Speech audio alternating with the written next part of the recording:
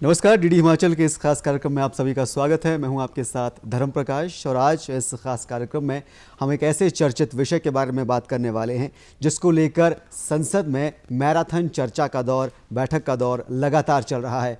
कल एक लंबी चर्चा के बाद, लंबी बैठक के बाद देर रात लोकसभा में वक्फ विधेयक को, संशोधन विधेयक को पारित कर दिया गया है और इसी वक्फ एक्ट में संशोधन का जो विधेयक है, इसके बारे में आज हम इस कार्यक्रम में विस्तृत चर्चा करेंगे। वक्फ एक्ट क्या है, वक्फ बोर्ड क्या है, केंद्रीय परिषद जो बनाई गई थी वो क्या है, कैसे ये पूरे मुस्लिम समाज को ऊपर से नीचे तक अफेक्ट करता है, प्रभावित करता है और इनकी संपत्तियों का जो प्रबंधन है उसको लेकर केंद्र सरकार इस विधेयक में संशोधन के जरिए क्या नए प्रावधान लेकर आ रही है। इन तमाम पहलुओं पर आज इस खास कार्यक्रम के जरिए हम बात करेंगे। हमारे साथ बात करने के लिए प्रोग्राम में दो खास मेहमान आज जुड़े हुए हैं। हमारे साथ वीरेंद्र कंवर जी हैं, वरिष्ठ अधिवक्ता हैं, हिमाचल प्रदेश न्यायालय में आप प्रैक्टिस करते हैं। साथ ही साथ बिलाल अहमद शाह जी हमारे साथ आज मौजूद हैं। भारतीय जनता पार्टी का जो अल्पसंख्यक मोर्चा है प्रदेश का, उसके हिमाचल प्रदेश के अध्यक्ष आप हैं। बहुत बहुत स्वागत है आप दोनों मेहमानों का इस खास कार्यक्रम में जुड़ने के लिए। चर्चा की शुरुआत करेंगे वीरेंद्र जी, सबसे पहले आपसे हम शुरुआत करेंगे। लंबी बैठक चली पिछले कल, आपने देखा लोकसभा में करीब 12 घंटों से ज़्यादा चर्चा इस विषय पर हुई। देर रात वोटिंग हुई और बहुमत के साथ लोकसभा में इस विधेयक को पारित कर दिया गया, कुछ 14 संशोधनों को स्वीकार करते हुए केंद्र सरकार की तरफ से। शुरुआत इसी से करेंगे कि आखिर इन संशोधनों की, इस अमेंडमेंट की, इस एक्ट में ज़रूरत क्यों पड़ी है और ये पूरा जो सिलसिला है शुरू कहाँ से हुआ, क्या इसकी जो आवश्यकता है इस अमेंडमेंट की, इस विधेयक में संशोधन की पड़ी है और क्यों पड़ी है, इसके बारे में थोड़ा सा बताइए। देखो, मैं तो इसको कानून के नज़रिए से देखूंगा और मुझे देखना भी चाहिए। सबसे पहले जब हम वक्फ बोर्ड की बात करते हैं तो हमारे को ये समझना होगा, क्योंकि कानून की मंशा हमेशा ये रहते हैं जब एक्सप्लेन होते हैं कानूनविदों के द्वारा और न्यायालयों में न्यायाधीशों के द्वारा, तो सबसे पहले जो आपका मेन जो इरादा है वो देखा जाता है, किन शब्दों का क्या मतलब है ये देखा जाता है। वैसे जनाब अहमद साहब यहाँ पर हैं, मैं ज़्यादा तो इस विषय में नहीं बोलूँगा, लेकिन भारत का नागरिक होने के नाते, पेशेवर अधिवक्ता होने के नाते, अगर हम सबसे पहले देखें कि वक्फ क्या है।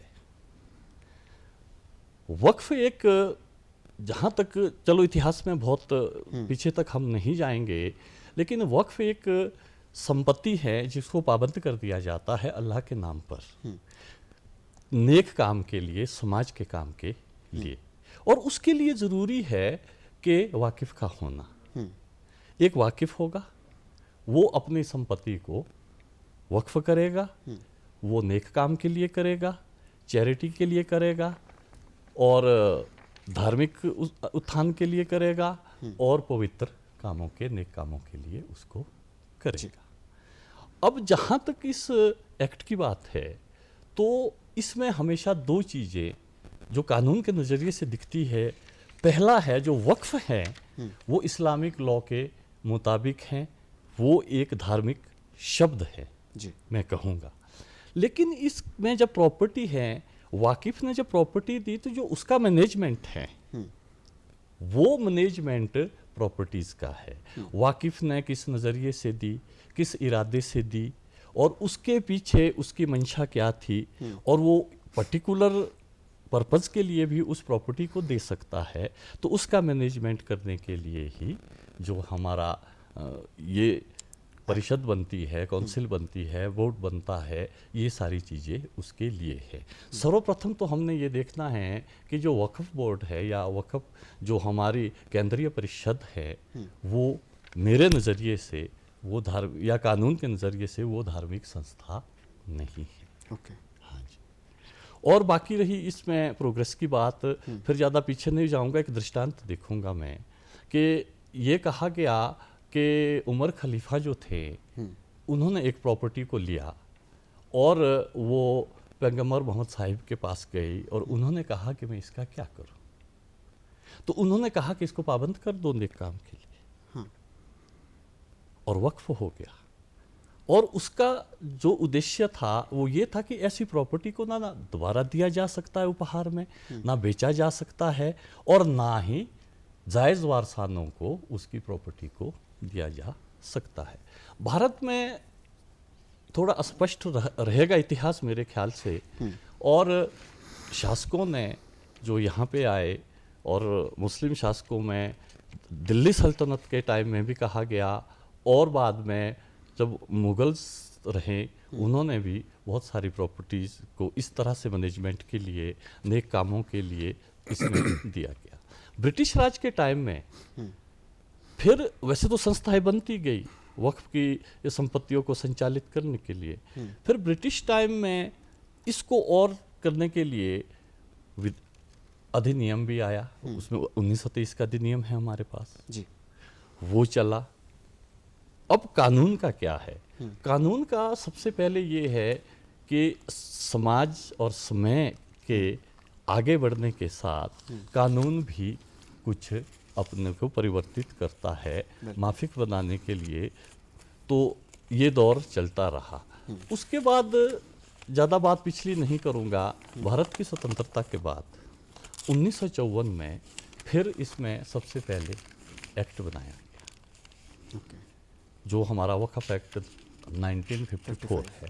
54, हाँ। और उसमें बहुत सारे प्रावधान किए गए, और उन प्रावधानों के तहत वक्फ भी डिफाइन हुआ, वक्फ प्रॉपर्टीज़ हुई, और किस तरह से इसको दिया जा सकता है, ये सारी चीज़ें हुई। तो यहाँ से स्वतंत्रता के बाद एक दौर शुरू हो जाता है जब वक्फ पर कानून, प्रॉपर्टी को मैनेज करने के लिए कानून बनने का दौर शुरू हुआ।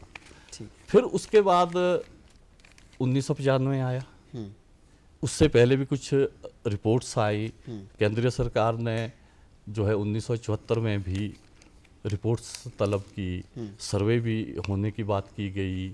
उसके बाद 84 और 1986 में भी काफ़ी सारी चीज़ें डिफरेंट टाइम पे चेंजेस होते रहे। टाइम पे एक क्योंकि नेक काम का बार बार जिक्र कर रहे हैं। हाँ जी। मंशा यही है वक्फ बोर्ड की भी और जो केंद्रीय काउंसिल है उसकी भी, और बार बार मुस्लिम समुदाय का जो गरीब पिछड़ा वर्ग है। अब थोड़ा सा बिलाल साहब आपसे जानना चाहेंगे, पुनरुत्थान की बात आती है बार बार कि जो निचला तबका है, जो पिछड़ा तबका है कम्युनिटी का, कौम का, उसको और ज़्यादा ग्रो करने के लिए, उसका उत्थान करने के लिए ये बदलाव ज़रूरी हैं। क्या वो बदलाव है? मतलब कितना प्रभावित करेगा ये उस तबके के लिए अगर ये अमेंडमेंट पारित, क्योंकि लोकसभा में हो गए हैं, राज्यसभा में चर्चा जारी है, नंबर गेम देखें तो वहाँ भी पारित हो ही जाएगा। क्या बदलाव आएगा उस तबके में, ख़ासतौर से निचले तबके में जिसका जिक्र बार बार किया जा रहा है, और क्यों ये इंपॉर्टेंट है उस पर्टिकुलर सेगमेंट के लिए मुस्लिम समुदाय में? धन्यवाद। आज इस डीडी न्यूज़ के प्राइम टाइम्स में मैं भाई वीरेंद्र जी का, आपका, मैं यहाँ पे आपने मुझे बुलाया, इसका स्वागत मैं धन्यवाद करता हूँ। और काफ़ी गर्म मुद्दा है, और इस मुद्दे को आपने छेड़ा है, और ये वो मुद्दा है जब भाई साहब ने, वीरेंद्र भाई साहब ने पूरा आपका तथ्य सामने रख दिए कि कैसे वक़्फ़ होता है, किन को वक़्फ़ करना चाहिए, और जब वक़्फ़ किया है तो क्या उसका सही इस्तेमाल हुआ है कि नहीं हुआ है। मैं उसी पे थोड़ा सा प्रकाश डालूँगा।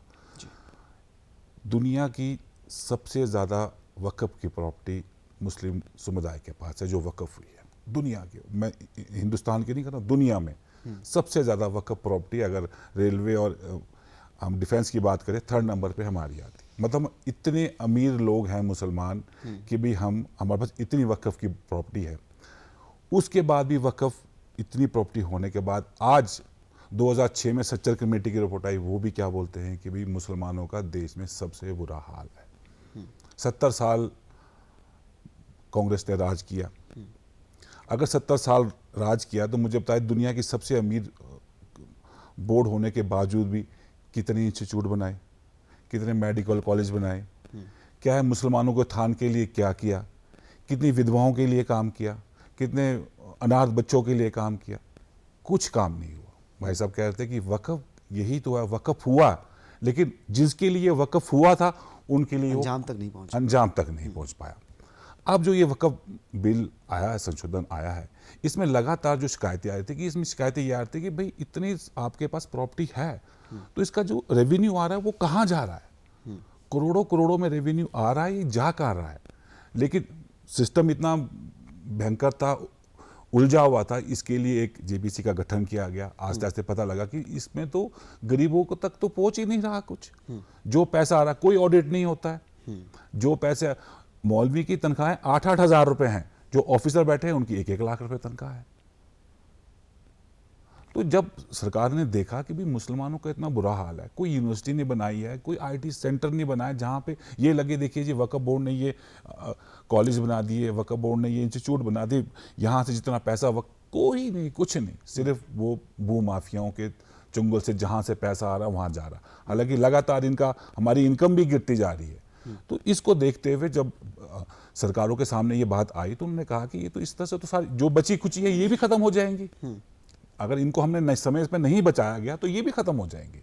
इसीलिए वक्फ संशोधन बिल आया गया। बहुत सारी इनमें सारे राज्यों से सब लोगों से राय ली गई, उन्होंने सब ने यही कहा कि भी इसमें बहुत धांधलियां हैं।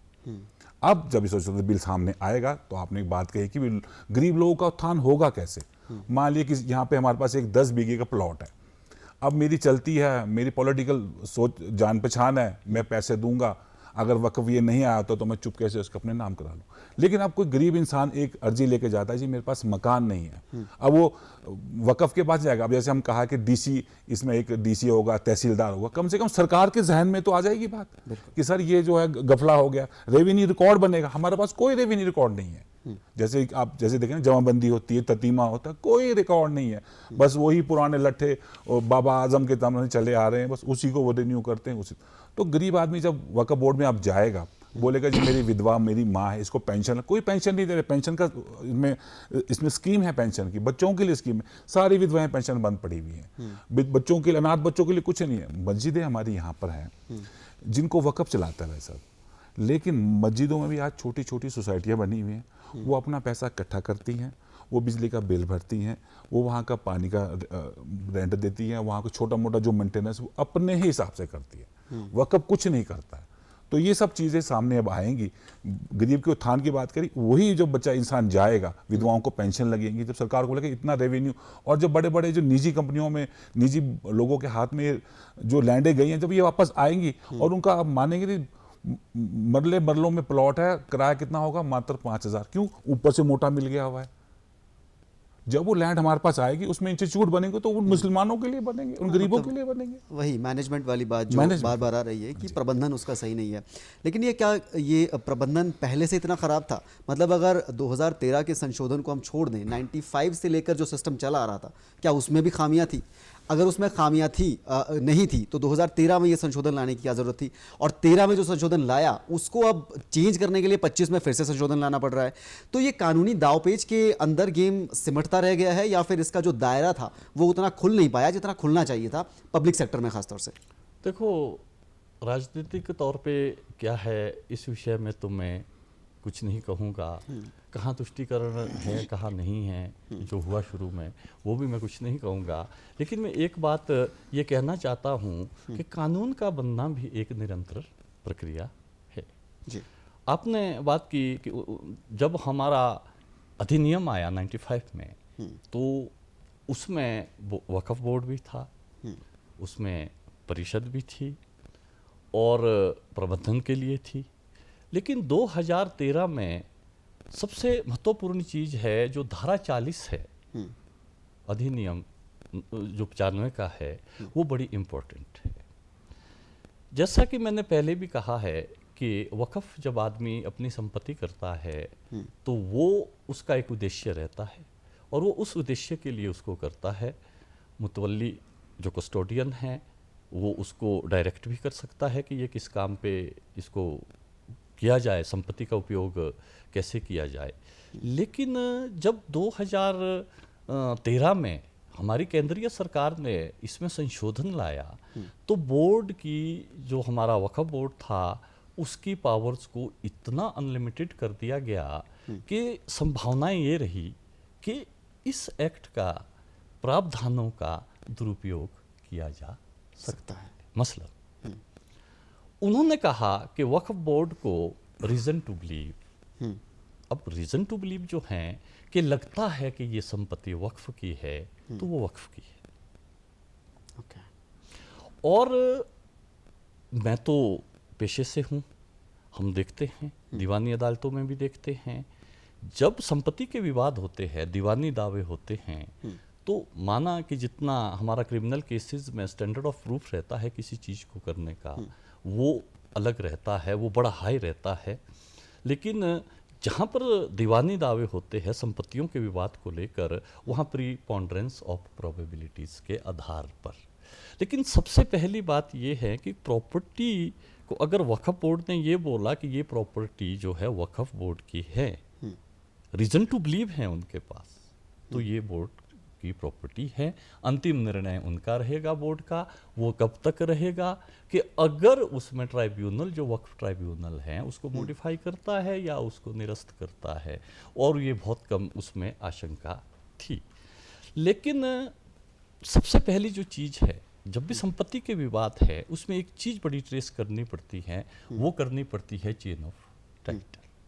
प्रीपोंडरेंस ऑफ प्रोबेबिलिटी भी एक श्रृंखलाबद्ध चलती है कि ये प्रॉपर्टी यहाँ से शुरू हुई, डेडिकेशन है वक्फ में, चलो वक्फ बाय यूज़र भी हैं और डेडिकेशन है, हो सकता है ओरल रहा हो, होता भी है, लेकिन इंस्ट्रूमेंट्स होना चाहिए, वक्फ डीड हो तो ज़्यादा बेहतर है। अब जब हम उस टाइटल को ट्रेस करते हैं तो सिर्फ रीज़न टू बिलीव बहुत कम रह जाता है। प्रीपोंडरेंस ऑफ प्रोबेबिलिटीज़ के आधार पर हमारे को चेन ऑफ टाइटल जो है वो हमारा क्लियर होना चाहिए। उससे क्या फ़र्क पड़ा कि एक असुरक्षा की भावना आ गई लोगों में, मुस्लिम भाइयों में भी आई, गैर मुस्लिम भाइयों में भी आई, क्योंकि प्रॉपर्टीज़ तो किसकी भी थी। सबसे बड़ी बात क्या थी कि वक्फ बोर्ड का इतना तालमेल हमारी जो राज्यों में या स्टेट्स में जो हमारे रेवेन्यू एजेंसीज है उसके साथ तालमेल बहुत कम था। अब एक चीज़ देखे, जैसा जनाब ने कहा कि आर्म्ड फोर्सेस, आपके रेलवेज और वक्फ, ये बहुत बड़े लैंड ओनर्स हैं इस देश के अंदर। लेकिन वक्फ बोर्ड के पास इतना सारा मैनेजमेंट एस्टेब्लिशमेंट नहीं है, एक्सपर्टीज़ नहीं है कि वो उसको जो है आइडेंटिफाई कर सके या उसको चेक कर सके या उसको एक श्रृंखलाबद्ध तरीके से ये पता लगा सके कि चेन ऑफ टाइटल्स कहाँ से था, कहाँ से ड्राइव हुआ, वाकिफ कौन था, किसने दिया। अब ये जो इस तरह से ये जो अभी संशोधन बिल हमारा आया है, चलो एक्ट बनने में अभी समय है, बहुत सारी सभी जानते हैं, तो अगर निरस्त सेक्शन 40 को इसमें कर दिया जाता है तो मुझे उम्मीद है कि जो एक्ट उम्मीद हैं वो उम्मीदों पे खरा उतरे। 30 से ज़्यादा स्टेट्स हैं पूरे इंडिया में जहाँ पे वक्फ बोर्ड काम कर रहा है इस वक्त, अलग अलग स्टेट वाइज बोर्ड जो होते हैं। पर हिमाचल में ऐसा लगता है कि एकदम से डेड बोर्ड है कि कोई प्रेसिडेंट नहीं है, कोई अध्यक्ष नहीं है, कोई चेयरमैन नहीं है। हिमाचल में वक्फ का क्या स्ट्रक्चर क्या है, इसके बारे में थोड़ा सा बताइए। क्या प्रॉपर्टीज़ हैं, कैसे मैनेज होती हैं, कौन मैनेज करता है, बिना चेयरमैन के इसको कैसे हैंडल किया जाता है? देखिए, आपने बहुत अच्छा सवाल किया। भारतीय जनता पार्टी की जब सत्ता में सरकार आई थी तो पहले महीने में ही भारतीय जनता पार्टी ने वक्फ बोर्ड का गठन कर दिया था।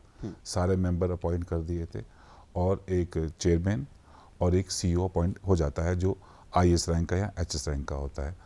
तो हमारे टाइम में तो 5, 8, 7, 8 इसमें हमारे मेंबर होते हैं, एक इसमें चेयरमैन होता है जो बना दिया गया। यहाँ पे हमारी 4-4.5 हज़ार प्रॉपर्टियाँ हैं और हमारे हिमाचल में कम से कम आमदन जो है उनकी 8 से 10 लाख रुपए है और कई बीघों में यहाँ पे ज़मीन भी है। 2.5 साल बीत गए इस करंट सरकार को, लेकिन अभी तक वक्फ का कोई भी ना मेंबर बना, ना कोई इन्होंने कोई आगे प्रस्थान रखा, ना कोई इन्होंने कोई इनिशिएटिव लिया। अब क्या है, यहाँ पर वही बात घूम फिर के आ गई। एक रेंट ऑफिसर है, एक रेंट कलेक्टर है। रेंट वाला लेने जाता है।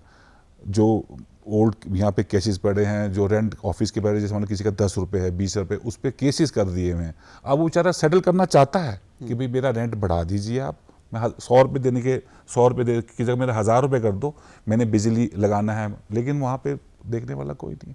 अब वही मिली भगत होगा कि ऐसा कर, तो ऐसा कर, इतना रुपए दे दे भैया, ऐसे सिस्टम से कर दे, चलता है। नॉन मुस्लिम भी लोग आ जाते हैं, नॉन मुस्लिम बिल्कुल सब प्रताड़ित है इसमें, सब प्रताड़ित।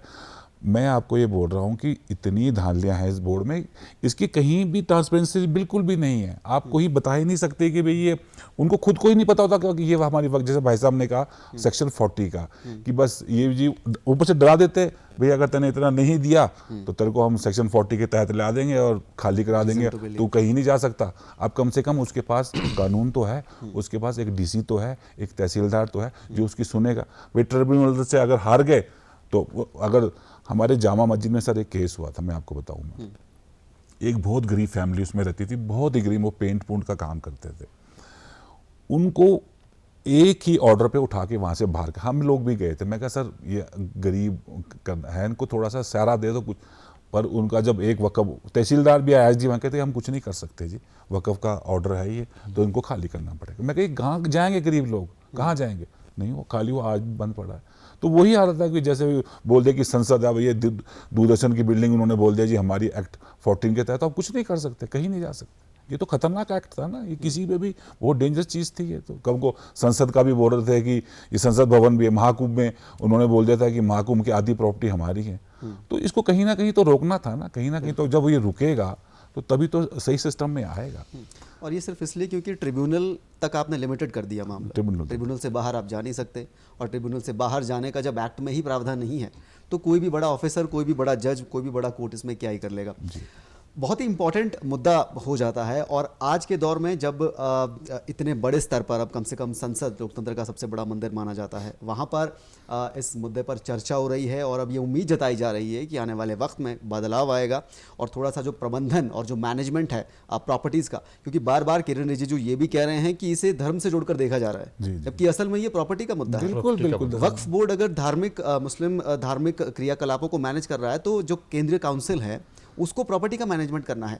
तो लगता है थोड़ा सा भटकाने की कोशिश की जा रही है। आपने बहुत ही मतलब एक अच्छी बात की। ये धर्म का मुद्दा बिल्कुल नहीं है, ये रेवेन्यू का मुद्दा है। लेकिन बस वही है, अब जो देखो, मैं आपको थोड़ा सा इसमें विस्तार पे थोड़ा सा मैं बात करना चाहूँगा। हमारे धारा 370 पे बिल लेकर आए, 35 से कश्मीर में ख़त्म हुआ। उन्होंने कहा कि जब 35 से और धारा 370 बिल कश्मीर में आएगा तो कश्मीर में कत्लेआम हो जाएगा जी।